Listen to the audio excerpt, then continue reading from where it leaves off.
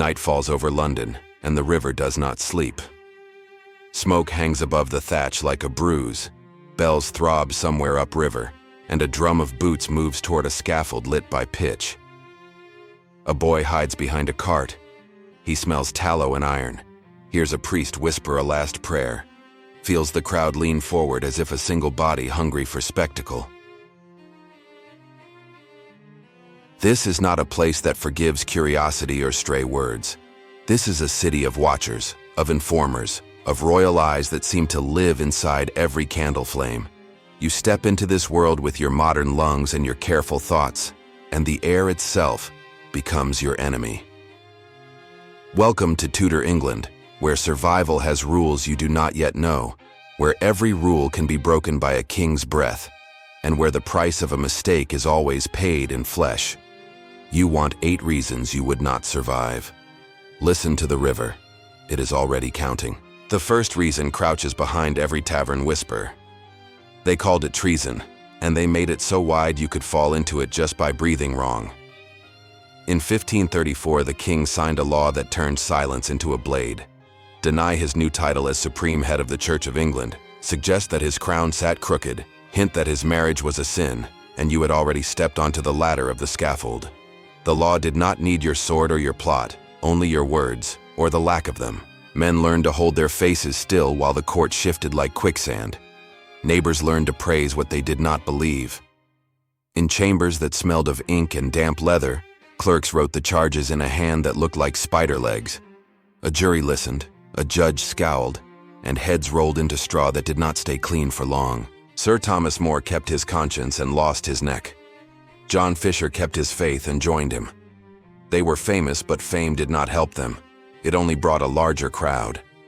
You would think you could remain invisible. Yet the court trained itself to see through walls.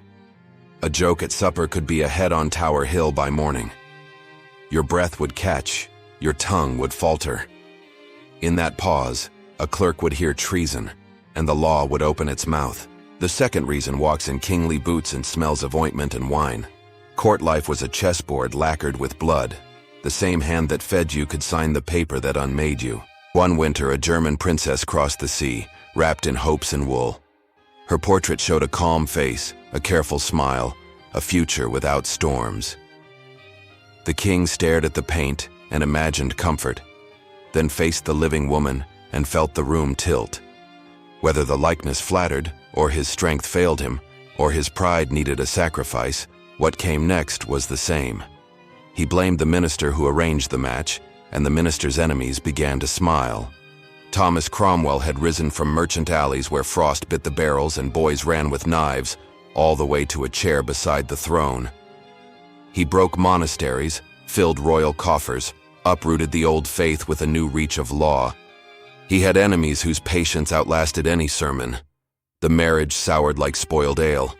A council gathered. A seal struck wax. A morning bell rang longer than usual. On Tower Green the axe lifted, and the crowd watched power become meat. Whispers spread that the headsman was clumsy, that blows landed badly. Many believe this is only rumor, a story polished by hatred, a way to make a fall seem more like a judgment and less like a choice. The truth that remains is harder. At court there was no safety that lasted, only a balance of terror that shifted with each hour. You would not read the tilt of that room in time. You would bow too deep or not enough, and the floor would open under your feet. The third reason rises from the gutter. Cities swelled, lanes narrowed, and the river swallowed what men poured into it. Rain churned waste into the alleys, chamber pots emptied with a shout, and shoe leather drowned in filth thick as porridge. Draw breath, and you tasted rot. Touch a doorway, and your fingers came away with a film of something that did not belong to you. When the sweating sickness arrived, it moved like lightning, hot, sudden, and cruel. A man could feel strong at dawn and be a candle stub by nightfall. Plague understood the narrow lanes better than any cart driver. It learned the rhythm of markets, the hunger of ships. It climbed into wool, it hid in straw, it rode the wet air that drifted from Southwark over the bridge, and into every room where breath turned the cold to fog. Church bells sang long songs for strangers. Broad sheets carried death counts the way ballads carried love. Physicians came with fur-lined caps and small bags of confidence. They bled you and they prayed over you, and they told you to think calm thoughts while a neighbor hammered a red cross on your door. You would wash your hands and boil everything, and starve your fear with willpower. Yet the city would teach you a different lesson. Clean water is a modern miracle you never had to earn. Here, ale is safer than the well. Here, the cure for thirst is a drunken sleep. The fourth reason tastes of sweetness and ends in silence. Arsenic hummed under many names and sat in jars that looked like medicine, or like flour, or like what you used last week to poison the rats. Kitchens were dark, chimneys breathed soot, and the difference between powder and powder could be a widow's dress. The city bred rats, rats bred fear, and fear bred a habit of leaving small parcels of death where hands could find them. A woman in a village reached for white grains in a poor light. The kettle sang, the spoon turned, and an afternoon became a funeral. In great houses where the floors shone and the tapestries kept out the wind, the same powder moved across plates in a more deliberate dance. A rival removed, a lover silenced, a way cleared, a secret kept. Servants carried dishes with eyes lowered and felt the weight of secrets in their wrists. Even without arsenic, a kitchen could kill you with its kindness. Bacon smoked over a hearth, hung from ropes that hardened with heat and time. Once in a while a rope failed, a slab fell without warning, and a poor soul at the fire met a butcher's end without a butcher. In workshops where clocks began to pull towns into the new rhythm of hours, heavy weights slipped, men misjudged, and brass kissed bone. City life was a field of small traps. You would miss one, because everyone missed one, and suddenly the dark would be full of your name. The fifth reason wears the color of faith. English prayer changed like the wind, not because God speaks quickly, but because rulers must. A daughter of Spain came to the throne with a rosary in one hand and a ledger of wrongs in the other. She remembered humiliation and answered it with fire. The old rites returned. The Latin rose like smoke, and those who defied her were offered mercy in the shape of recantation, or the mercy of a clean flame. In Oxford, the firelight climbed the stakes, and men learned what burning sounds like, a deep hush, a crowd held by horror that is also appetite. The smell traveled into the college gardens and clung to the winter coats of scholars. 5 years later, the wind turned again. A new queen, steadier of eye and steelier of purpose, found enemies in different pews. Jesuits and seminary priests crossed the sea with waxed letters sewn into their sleeves, and the crown answered with hunts. Richard Topcliffe moved through the city like a shadow that had learned to grin. Cells closed on men who carried nothing heavier than a missile. The rope tightened without mercy, then loosened, then tightened again, because the law had an art to it when it wanted a voice to speak names. In a yard near the city wall, bodies did not drop cleanly. They were taught a longer lesson. Faith, always spoken of as comfort, was used like a saw. You would pick a side, and the side would change, and the men with warrants would arrive all the same. The sixth reason stinks of vinegar and old blood. Medicine lives where hope is larger than understanding, and in the Tudor world, hope drank from a shallow cup. Doctors consulted the sky as if it were an anatomy chart. Surgeons learned by cutting and learned too slowly, because cutting did not forgive them twice. Men believe that the body holds 4 storms within it, and that sickness is a weather pattern to be shifted with steel and cups. A knife drew a clean line, a leech rolled sleepily in a bowl, and a patient paled in gratitude he did not really feel. Bloodletting promised balance, it offered control. It gave families a way to say they had tried everything, and then it took too much. Women laid out cloths in childbirth and hoped the midwife's hand stood between breath and burial. Fever came after unlucky births, the kind that look normal until the 3rd day, when pain rises and the room becomes a boat without a shore. Ointments masked with rosewater could hide poison in their sweetness. Cosmetics ate their way into the skin. Beauty joined hands with sickness, and nobody saw the joke. You would reach for help, and help would be older than your fear and proud of its age, and you would learn that confidence is not a cure. The 7th reason carries a brand on its cheek. The fields changed shape. Hedges crept outward like slow green walls, and the old commons became a grid someone else now owned. Enclosure turned shared grass into private wool. It fenced hunger into tighter corners. It taught the poor to move as if they were smoke driven by wind. A man without letters could wake up and discover that his rights had become a memory no neighbor dared to repeat.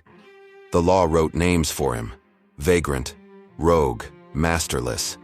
A justice of the peace counted bodies and decided how many must be punished so that fences could learn to breathe easy. The lash left signatures on backs that did not heal straight. Stocks kept sinners upright so the town could practice contempt until it felt like duty.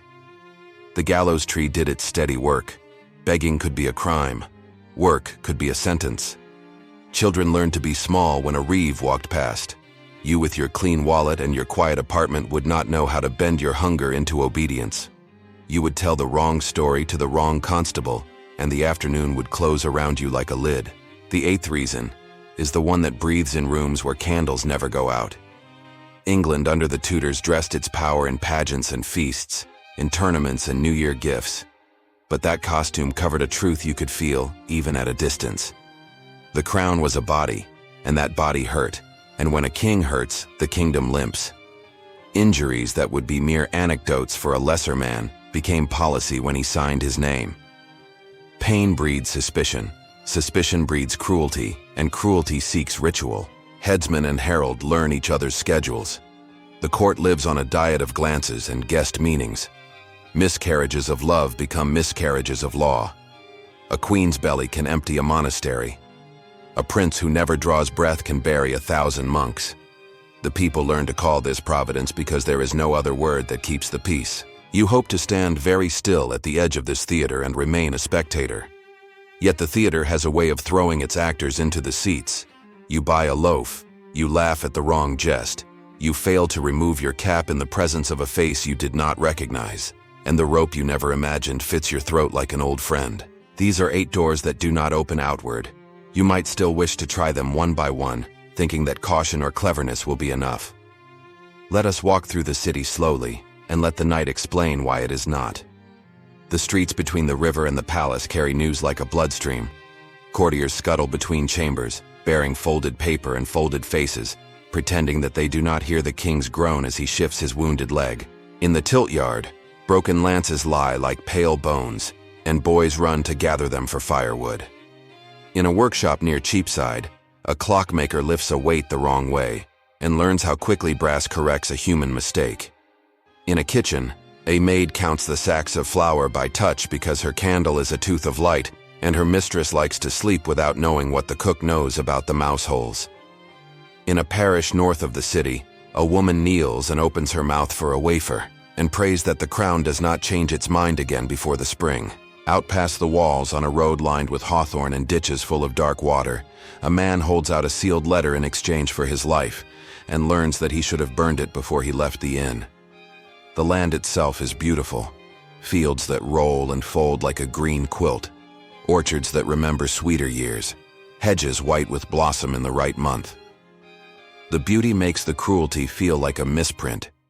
Yet the cruelty is the rule, and the beauty is the mercy you receive when the weather is kind. People call it a golden age. They see paintings where velvet eats the light, where pearls glow on throats that never knew a hard winter. They read plays where kings speak like gods and fools tell the truth without losing their tongues. The theater is honest about one thing. The groundlings press together in the yard, and when the hero dies, they sigh as one creature. The city is like that crowd. It moves together. It dies together. When plague comes, the theaters close and the players vanish. When a heretic burns, the crowd gathers not to pray, but to be joined to the moment. We think ourselves less cruel because we turn away from fires and choose to be alone with our screens. Yet a scaffold is a mirror, and wherever we stand, we still recognize the face. The Tudors did not invent fear. They only arranged it with ceremony and made it teachable. Many rumors cling to these years, because power attracts stories the way meat attracts flies. Some whisper that a portrait tricked a king, that an executioner took many blows because fate wanted a louder lesson, that a queen painted her face with death and smiled while it ate her. These are the kinds of tales that servants tell each other when the lamps are low, and some are nothing more than the shape of desire speaking through a mouth too poor for truth. Modern scholars will call them gossip, and they are often right. What cannot be disputed is simpler and colder. The law burned hot and cold in rapid turns. The crown absorbed the church and made belief a tool, then spat it out and built a new handle. The poor lost their ground and were told to be grateful for industry.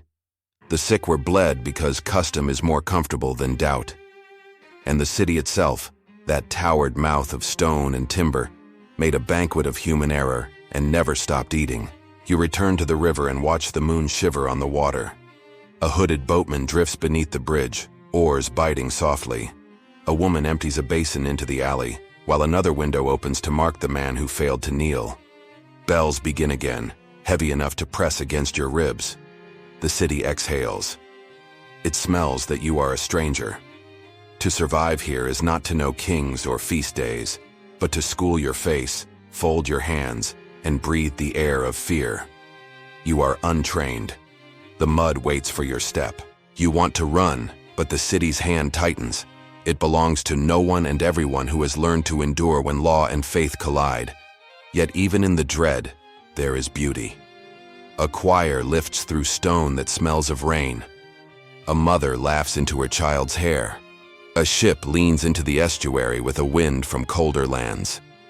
To live here is to weave gratitude into terror until they are the same rope. You cannot hold it. The hand lets go. You fall.